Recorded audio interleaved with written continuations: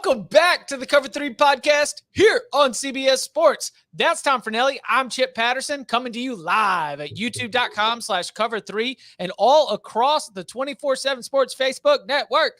Thanks for hanging out. Smash that subscribe, smash that like, come and join us in the chat. I want to thank everybody for joining us on this marvelous evening.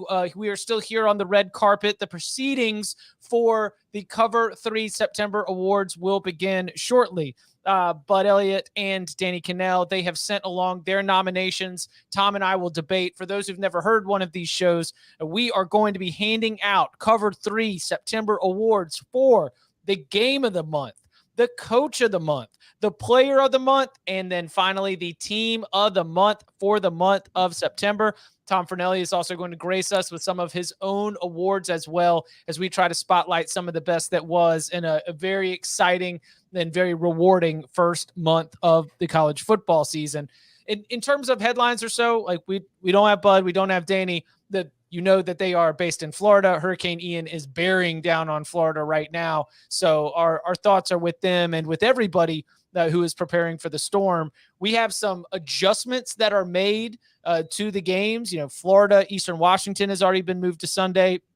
South Carolina State has been moved to Thursday. We've got a South Florida ECU game that has changed locations. Some of the game times might be shifting. So, but before we get into this, Tom, you are our meteorology expert here on the Cover 3 podcast. I've been thinking this myself. Are we waiting to fire on games right now until we start to see this shouldn't just be about how to win your bets in college football, but we at least need to acknowledge that this is something that we should be taking into consideration for any game that's going to be taking place in Florida, Georgia, South Carolina, North Carolina, anything in the path of the storm right now. How are you handling your handicapping as we try to look at that? Just as an idea of how broken my brain is by this job and college football, like with the hurricane coming, my first thought was, oh, okay, I got to figure out how this is going to impact games, like spreads and totals. And then I remembered, hey, Tom, you remember your dad moved to Tampa like 18 months ago? The first thought was, what are we going to do with NC State Clemson over under? Second thought is, oh yeah, Dad. Like it's like, my dad's only been down there for like 18 months or so, and he hasn't, this is the first like major serious hurricane that he's been dealing with. So it's like, I'm not used to that. It's like, for me, it's like, oh, a hurricane's hitting Florida. Okay. I hope everybody I know down there is safe. Oh wait, my dad is somebody down there that I know now. So, but yeah, no, my dad told me that there's going to be high winds, which will impact the totals of a lot of games, and to bet the under on anything in Florida this week. But rain also doesn't always lead to unders as much as people might think. It does when it's accompanied by like 100-mile-per-hour winds.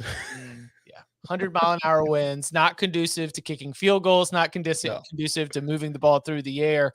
I've seen people starting to put together, the analysis of what the scoring has been like in Hurricane Matthew, in Hurricane Joaquin, and any time that we've had these storms sort of come through and impact college football, there's plenty to chew on. All right, now let's go ahead and we're going to take it off the red carpet. We're going to take it inside.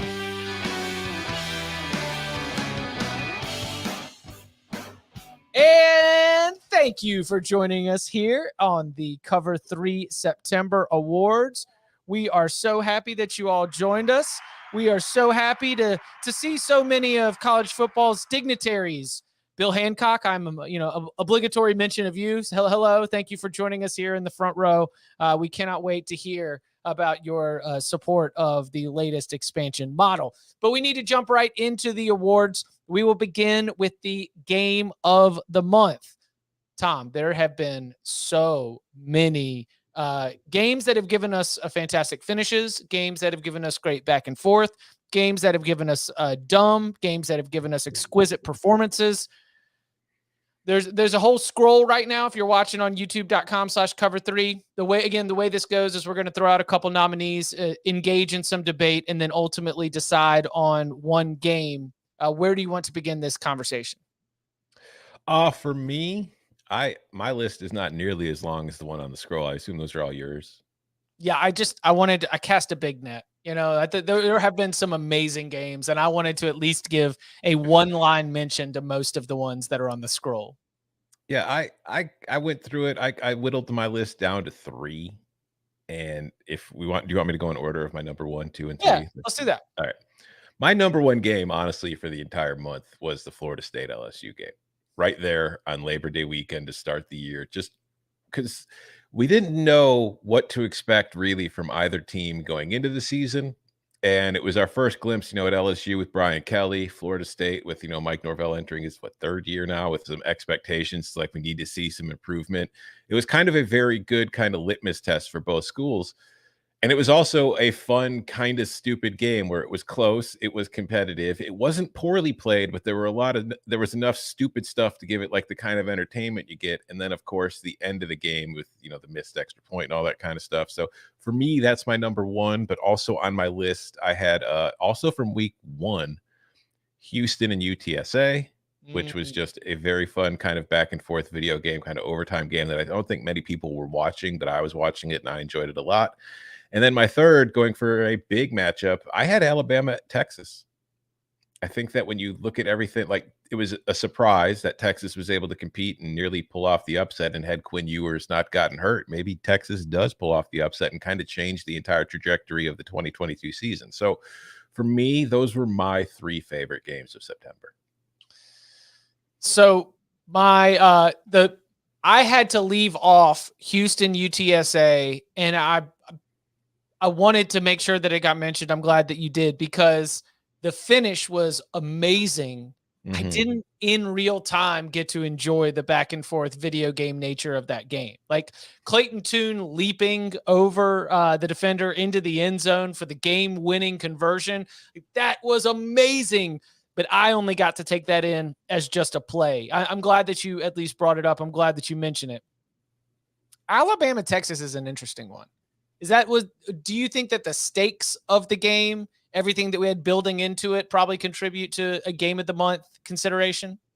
For sure. In that, it was like we kind of all, I think everybody on the show took Alabama to cover, and it was like a 17-point spread. None of us expected it to be close. I don't think many people expected it to be close. And for it to be as competitive as it was, and just with the jeopardy, because like there was a real chance that Alabama was going to lose that game, because even after Ewers got hurt and had to leave the game, it's not like Alabama was pulling away. Bryce Young was kind of finally put the team on his back in the second half and was able to get them the win. And of course, they got some help from the officials a little bit there too, some bad calls. But it's like this thinking, because you go into a season, and so often this sport in the recent years, it's like a lot of it, the outcome. Alabama's going to be awesome. Georgia's going to be awesome. Certain teams are going to be awesome. You don't typically get to see those teams tested before the postseason, or at least to like conference championship games. So to get that test very early in the year, it kind of opened the eyes. It's like I'm looking at Alabama now, and it's like, there's some weak spots on this team. So just entertainment and knowledge acquired kind of factors for me was the game of the month. All right, my number 1 is incredible. Well, first of all, and apologies to Appalachian State, because I did not have on this. I've got App State mentioned 3 times on my list of nominees, and not one of them is winning at Texas A&M, and 2 of them are losses. So apologies, Mountaineers, but this has been incredible. My number 1 is North Carolina 63, App State 61, not just for the ridiculous scoring, not just for 62 points in the fourth quarter alone, but the way the game unfolded. App State goes up 21-7 early, and we're all like, okay, here we go. They're going to take down North Carolina. Drake May rolls off 28 straight points. Like, okay, no worries, no upset here. And then that North Carolina defense, as now we come to know them as one of the 10 worst defenses in all of FBS, they allow 40 points in the fourth quarter. I mean, the dumb factor is there too, as North Carolina returns an onside kick for a touchdown when all they could have done is fallen on it and ended the game. You had a failed 2-point conversion that could have been a walk-off, so I loved the call. Then the failed 2-point conversion that could have tied it to send it to overtime. Again, 63-61 with 0 overtimes. My number 2, again, like I'm admitting I'm in my ACC bag here, but Clemson 51, Wake Forest 45. both quarterbacks just throwing for like 700 yards and 11 touchdowns. We finally see some Clemson wide receivers stepping up and having some really big games. We see DJ have his best game of the season. Wake Forest is coming up with answers at every turn as Clemson tries to climb back into this and eventually take it in overtime. I thought that game showed that Clemson and Wake Forest are two of the best teams in the entire ACC. And this past weekend showed us that the four best teams in the ACC are all in the ACC's Atlantic Division. And I thought that one was a little bit of a classic. I have Syracuse 32, Purdue 29 on here. I'm not going to argue that it was a well-played game. That's not the best game of the month. But boy, was it fun. Oh, my gosh, That was so dumb. It was, dumb goes a long way with me. I also have Florida State 35, Louisville 31 on here. And that's like the legend of Tate Rodemaker. The fact that Jordan Travis goes out, Tate comes in, the man throws a pick right away, and everyone's like, oh, no, okay. We know how this goes. You'd seen Jared Verse go out. You'd seen, I think Bethune ended up coming back, but the whole Lovett was going out. Like the Florida State was starting to get real rickety. It looked like the wheels were about to pop off, and it was about to happen on the road. Then they end up charging back for a 35-31 win. The App State Troy finish, 32-28, the ridiculous Hail Mary, but also James Madison pulling Patriots Falcons coming back from 28-3 down to go and win that game. I had that one on the list as well. And then Florida 29, Utah 26. It doesn't feel like it deserves game of the month recognition because of how misleading it was.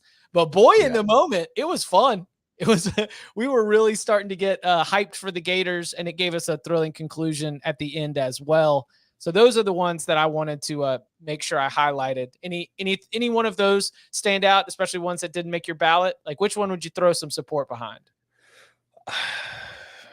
Of those three, I'm throwing Purdue, Syracuse out right off the bat. I enjoyed the game, but if that was the best game of the month, then we had a terrible month because that was a bad football game most of the time. I would go with UNC App over of the three you mentioned. I think that to me is probably the best game of the three. I think that was a fun game. It was an entertaining game. And I also think that while I don't love, I have nothing against shootouts. I have nothing against fun. It's just, I hate when games have absolutely no defense. And that one had defense for a while. Like North Carolina's defense, like you mentioned, what was it, 41 points in the fourth quarter? 40 points in the fourth quarter allowed by fast defense. Yeah, like things fell apart late, but they were actually not playing terribly for the entire game until the end. And then that's kind of, so I would go with that one of your three. That would be my favorite. If I had to vote on one of those three, that's the one I would pick. Well, here's where it gets a little dicey because Bud has taken Kansas State 41, Oklahoma 34. I guess he finally saw his favorite Adrian Martinez passing game, so that's going to really stand out to my man right there. And then Danny took Clemson 51, Wake Forest 45. Jordan, do you want to weigh in here? Chat, do you want to weigh in? We've got to make a decision. I would say that we've got UNC App State, and then we've got the Florida State LSU. Where are we going to land here? Or Clemson Wake Forest? What are we going to land here as the award winner? Do you have a strong? I like this from David. UNC App happening at the same time as Iowa, South Dakota State is the perfect view of why college football is the best. That's very true. We were sitting there in the noon hour watching Iowa put 7 points on the board with 2 safeties and a field goal, and yet at the same time the touchdowns were just absolutely rolling through and through over there in Boone. All right, so we have. I think based on the comments and based on the votes, I think it's looking like North Carolina App State is our game of the month. So congratulations to North Carolina 63, App State 61. You are the Cover 3 podcast game of the month. Congratulations, your award is in the mail. All right, teams who don't know how to tackle. Way to go. Hey, listen, man, entertainment. Listen, all this is an entertainment product. We just want to be out here. But yeah, Florida State, LSU, definitely you deserved a spot there in the third row. Make a funny face when the camera's on you. Clemson, Wake Forest, we see you as well. Lots of good nominations here, but North Carolina 63, App State 61 takes the award. All right, now let's turn our attention to the coach of the month. Tom, I'll go ahead and let you lead off the nominations, names that stood out for the Cover 3 podcast Coach of the Month. I will start with my runners up, and then I'll finish with the guy that I would vote for number one right off the bat. Obviously, Lance Leipold at Kansas. I have to include him on this list. Kansas is 4-0. It should be ranked. Believe in Kansas. I do. Another coach for me, Kalen DeBoer, Washington, off to an excellent start. And more than anything, it's like just how quickly things have turned around there, because Washington the last few years, like when Jimmy Lake was in charge, that was a hard watch. Like, they were not a fun football team in any way. Like, they played good defense, but just offensively it was a slog. So now you tune in, they're still playing solid defense, but the offense is like something you want to look at and you want to see happen. So very impressed with Washington and what Kalen DeBoer has been able to do there very quickly. I'm going to say James Franklin, because Penn State's off to a 4-0 start, but keep in mind Penn State got off to a hot start last year. So let's see what happens once conference play begins. So I'm not giving him the award. So I'm going to give the award, or at least my number one spot, Mike Norvell. Like we touched on it a little bit in that LSU Florida State game coming into the season. Like there's the specter. Like I don't know how realistic it's ever been, but the specter of Dion looming over the job and all that kind of stuff, and people that are getting, want to see progress being made. And I did not have the highest expectations for Florida State. Like when we did our win totals, I took they were 7.5 or 8.5. I took the under on it. I just didn't think they were to get there. And they're already 4-0. Like beating Duquesne, that who cares? But getting the LSU win, then going on the road again in back-to-back weeks, beating Louisville, crushing BC. Like we have seen too often, like Florida State, it loses like the games that it's supposed to win, it plays a little too down to its opponent. And then the games it's not supposed to win, it just kind of loses.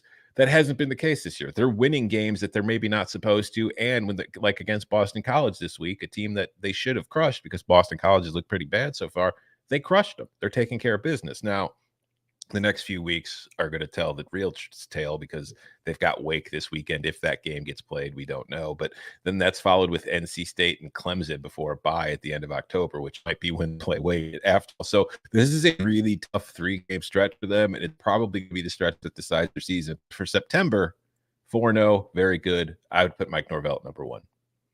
I have my 4, and I honestly had not I was interested in engaging in the conversation. I didn't have one that I was going to single out. My 4 were Kalen DeBoer, which, as you mentioned, has very quickly awoken that Washington program and have them looking like they are going to be competing for the Pac-12 championship once again. I've got Mike Norvell as well.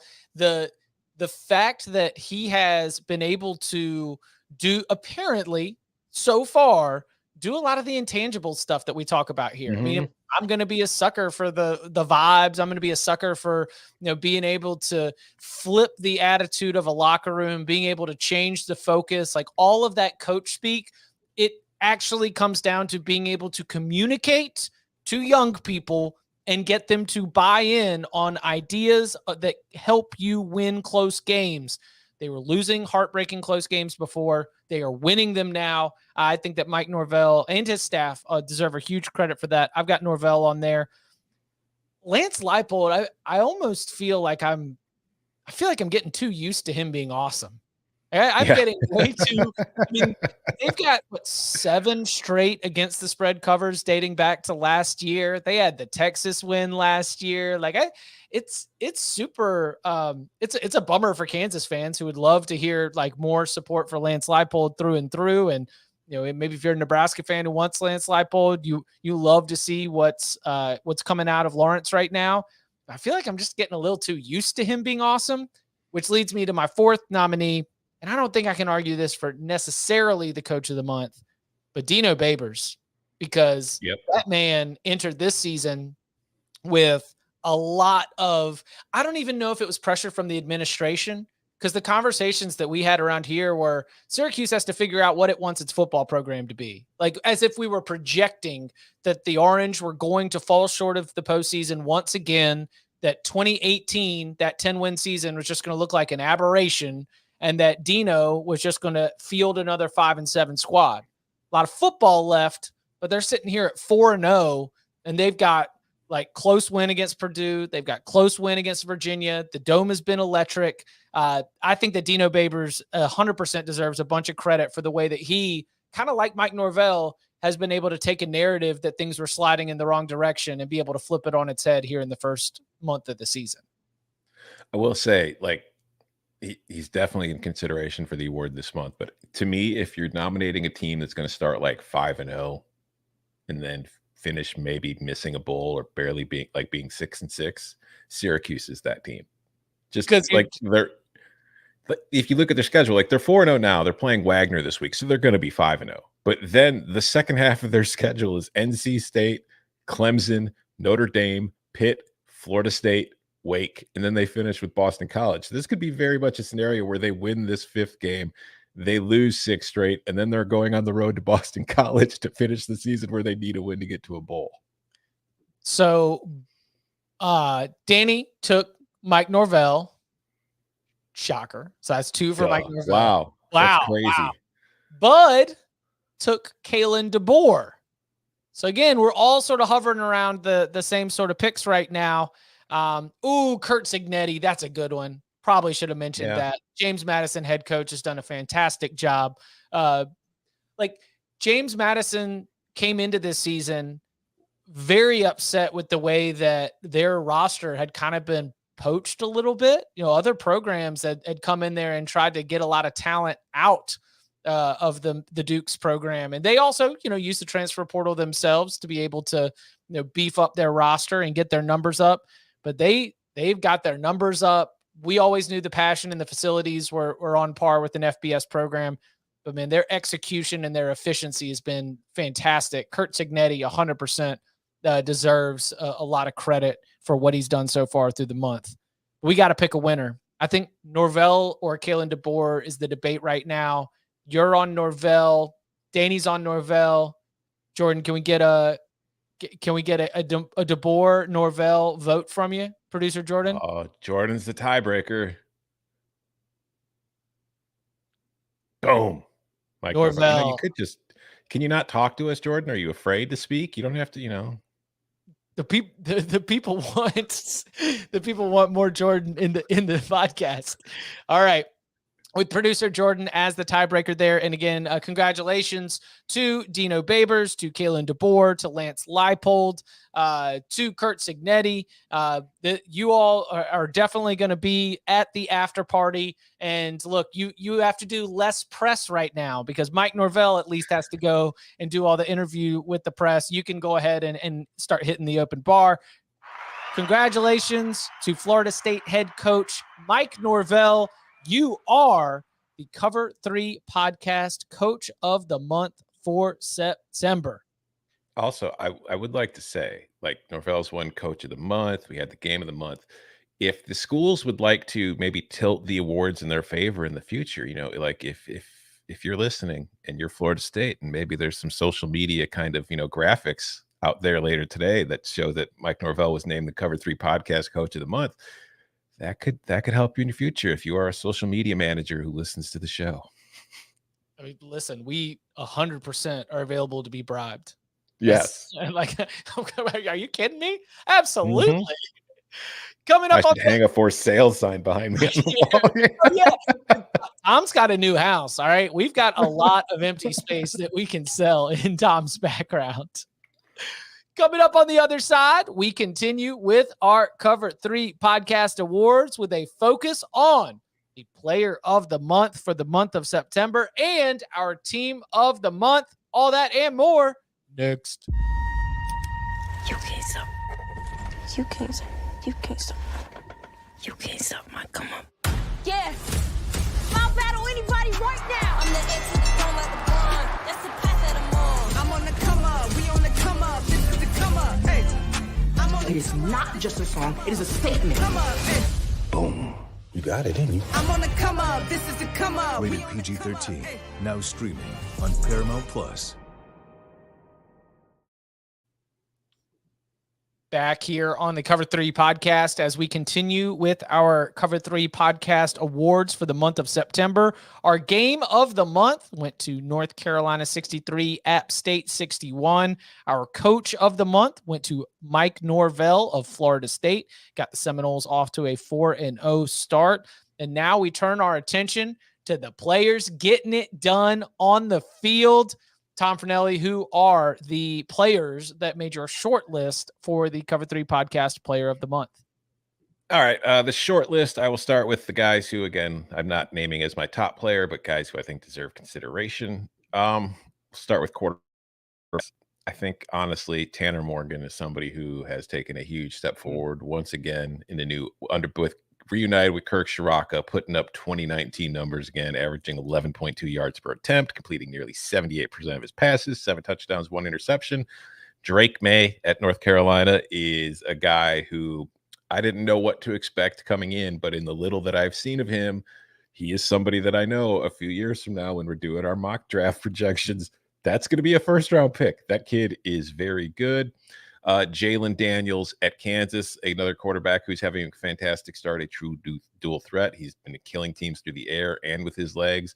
Running backs, Illinois' Chase Brown leads the nation with 151 yards per game. He also leads the nation in explosive runs, which are runs over 10-plus yards. Another Minnesota player, Mo Ibrahim, is right behind Chase at 141.8 yards per game, but he's got 8 touchdowns, which is more than twice as many as Brown has. And then at the receiver position, Charlie Jones at Purdue. Like, this is just a weird thing to me in that Jones was at Iowa playing in Iowa's offense and putting up the kind of numbers you would expect an Iowa wide receiver to put up, which means there were none. He goes to Purdue, and now he's averaging 133 yards per game, 10 catches, 13 yards. It's only 13 yards a catch, but he has had some big plays, and he's got 7 touchdowns. So, like, that's just, for me, that's remarkable. But the one player I want to give the award to is the one player who I think if you took a Heisman vote right now, like if they did it right now, I still think CJ Stroud and Bryce Young are finishing 1-2 because they haven't done anything to lose their cachet.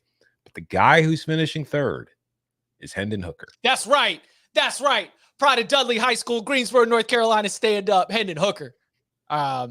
He's playing fantastic. Like, this is since the beginning of the kid hasn't thrown an interception in the last 7 games. He takes care of the football. He makes smart decisions. He makes quick decisions, and he puts the throw where it's supposed to be. He's just playing really good football right now in an offense that is designed where it's like most quarterbacks can put up numbers in Josh Heupel's offense, but some quarterbacks can play it to a level where it's just putting up ridiculous stats. So this is not just, to me, this is not just the product of the offense. This is a guy who is in an offense that he is perfectly suited for, and he's mastering in front of our eyes. I can't remember if you got tagged in this as well, but a listener just brought us back to the moment when Justin Fuente chose Josh Jackson over Hendon Hooker, and those two were battling. This future Maryland quarterback, Josh Jackson, after transferring out from Virginia Tech, and then he was competing against Ryan Willis as well. I'm not trying to rub it in, Virginia Tech fans, but the best player in college football through 4 weeks here in the 2022 season was there in the quarterback room in Blacksburg, ready to go. I love it. You know who's no longer in the quarterback room in Blacksburg? Justin Fuente. Yeah. All right, I had Hendon Hooker as my number 1. I had Jalen Daniels as my number 2. And look, I do wish Bud was on here for this show, and I know he's going to listen to it later. I had Stetson Bennett.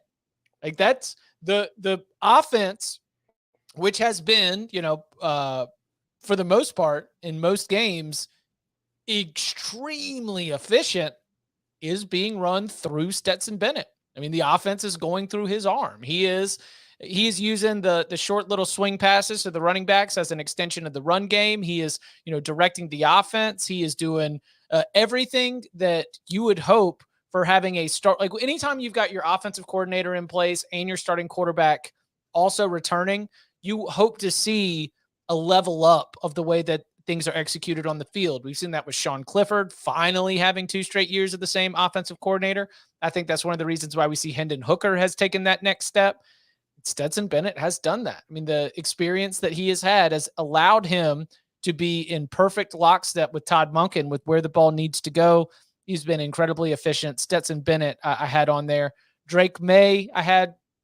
Drew Sanders is just super fun, especially when we look at it compared to, not compared, but in the lens of this coming weekend's game, Alabama-Arkansas. Former 5-star recruit for Alabama transfers out from Alabama, goes to Arkansas, and ends up being the nation's leader in sacks through 4 weeks of the season, 5.5, an absolute pass rush monster. He's had an awesome start. And then Michael Penix, I mean, who's just lighting up defenses so far. Competition's going to get tougher, not with UCLA, but he will face tougher defenses. But that's Michael Penix is having a tremendous start to the season. And I'm not trying to jinx it or whatever, but that man stays healthy for the entire season. He is going to be one of the more prolific passers in the entire country under, the guidance of Kalen DeBoer, who we've already mentioned as one of the better coaches from the first month.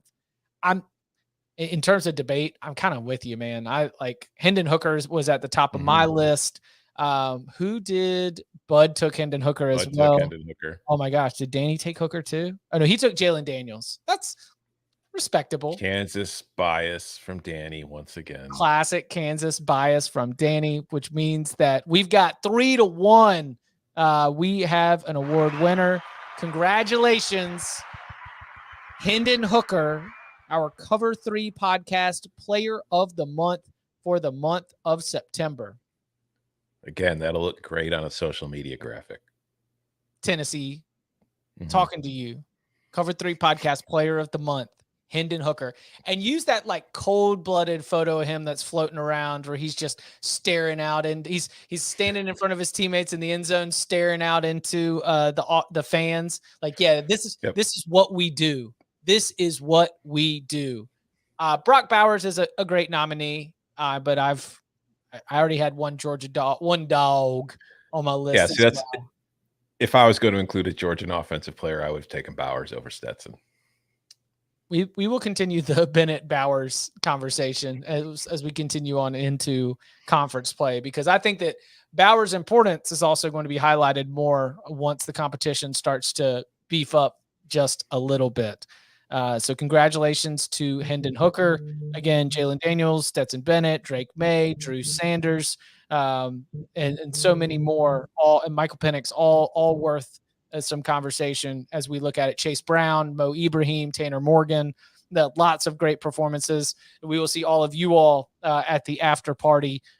Hendon, you can head this way with your award to go and meet the media. All right. Now turning our attention to our team of the month. Final award of the night here. And look, this is going to include a lot of the same coaches and players that we have already mentioned so far, because shocker, if you are a nominee for coach of the month or player of the month, then you probably are playing on one of the best teams, at least in terms of this award formula. So Tom, who were the teams that stood out and made your short list for the team of the month? Short list, like you said, a lot of teams we've discussed already, a lot of players and coaches from these teams we've discussed: Tennessee, Washington, Minnesota, Florida State, Syracuse. Plenty of good teams. But for me, come on. There's only one team I am choosing is the team of the month, and it is the team I have been talking about all month, the team that I have been betting on all month, and the team that has been winning for me all month. Rock chalk, the Kansas Jayhawks. Believe in Kansas. Rank them, you cowards, at the AP poll. This has been to me, it's the biggest story of September, because I know that there are other good stories out there, and there are other bigger stories getting more national attention, but freaking Kansas football has already won more games in a season this year in September than it had in any season since 2009. This has been 4 wins in September. This is a team that usually wins 4 games every 3 years total. They're the story. They are the best team of the month to me. They deserve the award. And honestly, Chip, went in when we were doing our nominations. I could have just done a clean sweep of Kansas, but for the sake of the show, I didn't want to do that. So like I saved them for team of the month, but I could have given Jalen Daniels the player of the month, could have given Lance Leipold the coach of the month. I could have done the Kansas West Virginia game as the game of the month, even though it really wasn't, but I could have nominated it. It's just everything has been Kansas for me this month. So of course I have to go with the Jayhawks here. All right, I'm going to do Tom Fornelli. I'm going to work in reverse order here. Penn State.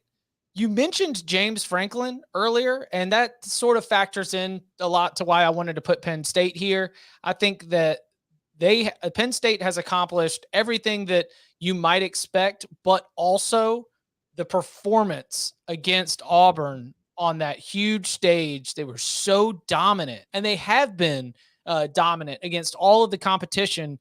You get the sense that the Nittany Lions really are in for a special season.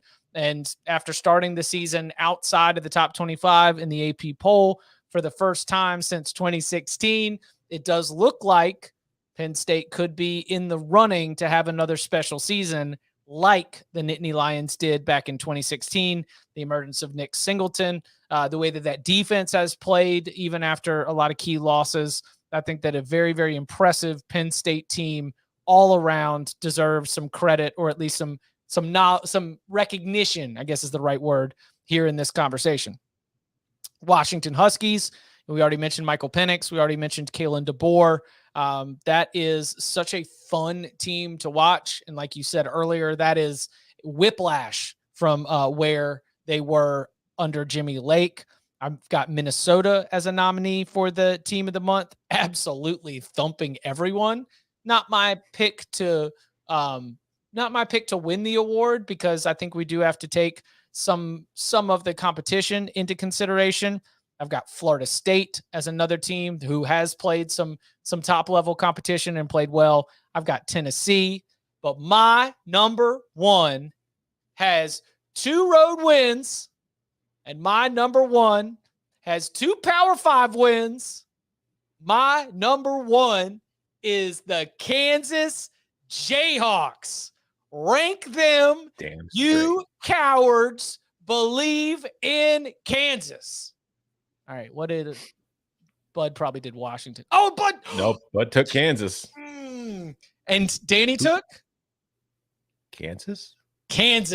That is unanimous support.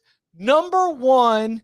This isn't a lock show, but like that is a lock infinity of team of the month. There has never been more unified support for a single team when it comes to the Cover 3 podcast awards than Kansas as the team of the month in September. Congratulations to Lance Leipold. Congratulations to Jalen Daniels. Congratulations to Mark Mangino. Congratulations to Todd Riesling. And congratulations to the Kansas family. The Kansas Jayhawks are the team of the month for the month of September. You're not giving Les Miles any of the credit? No.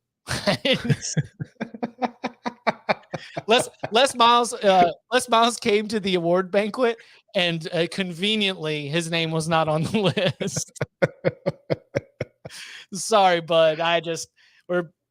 I'm sorry. We don't have Mad Hatter. No, we don't have that one either. We don't have. You're gonna have to go back to the valet and get your car back, because you're not invited to this party. I apologize. So it has been a tremendous start, and with that, I hope Kansas keeps it going, because I'm gonna feel bad if we give them this award and then they take that first L. It's gonna big. Listen, they're gonna lose eventually, but right now, top of the world.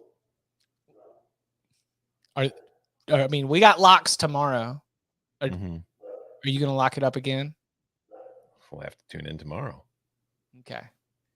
Because it has become the most trendy underdog of week 5. Yes. At home. Against an Iowa State team that does not play well as a favorite under Matt Campbell. I'm already out there on a limb with it. I don't know if I'm going to throw it on my locks, but I am very public. I'm exposed. I've got some exposure. I've got some CBS Sports HQ best bet of the week exposure, We'll see. Underdog killers. Well, Iowa State. I see you, Isaac. Iowa State does not kill underdogs. Iowa State is the underdog. Yeah. Anything else before we get out of here? A little bit. I'm trying to think. We don't have any more updates. I've got my yet. own awards. Oh, yes. Oh, I love this. Thank you. I apologize. I was so wrapped up in our in our award infinity support of Kansas that my bad. All right. Tom Fornelli always closes out our award show with some of his spotlighting awards for the month. Tom, the floor is yours. What are we giving our flowers to today? We're going to start with the 180 of the month, which is something we touched on a little bit on Monday's show. All offseason, Danny and I were very skeptical about Quinn Ewers. You know, we'd only seen the highlight videos of him. We'd never really seen him play in a game. And you're seeing all these like, oh, look at him making all these off-platform throws. Oh, wow. Like throwing against air. It's like, wow, he looks really cool. Like, let's see what he looks like when he has to actually play football. Then, you know, he plays the first game against ULM, and it's like, all right, he tears them apart. But it's like, all right, cool. Yeah, no, you can see the talent. You can see it. But let's see that Alabama game. And then about 2 series into Alabama, Danny and I are both in the Cover 3 group chat like, oh, my God, this kid's amazing. So just a complete 180 after about 2 series of real game action. So that goes to that. My next award is the most misleading win of the month award. Congratulations, Florida, for your win over number 10 Utah. When, you know, everybody's like, oh, wow, this Florida team's looking pretty good. Let's rank them. They beat the number 10 team in the country. Anthony Richardson is the Heisman candidate. He's a blend of Vince Young and Cam Newton. And they have lost both of their conference games since to Kentucky and Tennessee, who are their primary contenders for the second best team in the East. So we know that's not going to be Florida. Crowd Shots of the Month award goes to everybody in attendance in the Superdome at the end of Florida State and LSU. Just tremendous television there as they were going from fan to fan as the game went back and forth. Nobody could believe what they were seeing, whether it was good or bad. It was just tremendous television. I loved every moment of it. The next bet. Well, it's, I mean, just like real quick, because it was the Florida State, you know, not being able to punch it in brings back everything we talked about with like why Mike Norvell is the coach of the month, because like, all right, here we go again. How this is us screwing it up. Then LSU, which has had its own, how are we going to screw this up ever since winning the title in 2019? Well, amazing. Yes. Then back in the shriek. Oh yeah. I talked about that on the podcast afterwards. The shriek after the extra point was blocked, which is both oh no and oh yes at the same time with disbelief across the board. College football is just the best, man. The best. Yeah. And also, again, Jordan showed it if you're watching on the YouTube, but like female Steve Spurrier, just absolutely iconic. Like that was incredible. Like, that's Steve Spurrier. That's what I'm saying. That is Steve Spurrier in a wig. Just that is Stephanie Spurrier. That's a cousin. That is Stephanie Spurrier. I know it. All right. Next award goes to Bet of the Month. Vandy over 2.5 wins. Over by October. Cashed. Never a doubt. Got the special message from Barton after the game. he told us what to do with that ticket. Next award, Beard of the Month. I don't know if you saw this during the Florida-Tennessee game, but there was a Tennessee fan in attendance. The checkerboard beard. Yeah, who had the checkerboard beard, dyed like the end zones. And I mean, it's a tremendous beard. If you're watching on the YouTube, you can see it right now. But I think about the time and the effort that goes into doing that and how long that process must be. And I just wanted that man to be rewarded with more than just like a 2-second shot on the CBS broadcast. I want to commemorate it here forever as the September 22 Cover 3 podcast Beard of the Month award winner. And then finally, the last one I have is the Delusional Fan of the Month award, which goes to, hold on, I got to scroll and find it here. It goes to a USC writer at Reign of Troy. It's a wonderful website for any of you USC fans, who responded to something I tweeted and built a story around it.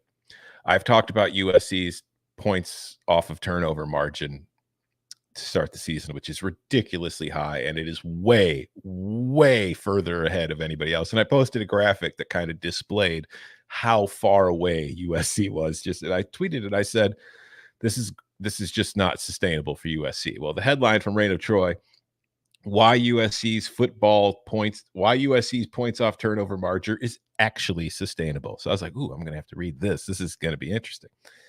And the reason it's actually sustainable is it is sustainable, though. The reason it's sustainable is because even when USC's offense is only scoring 17 points like they did on Saturday against Oregon State, they still added 10 to that margin. They had by far the worst offensive performance of the season, and still they just kept on taking advantage of turnovers.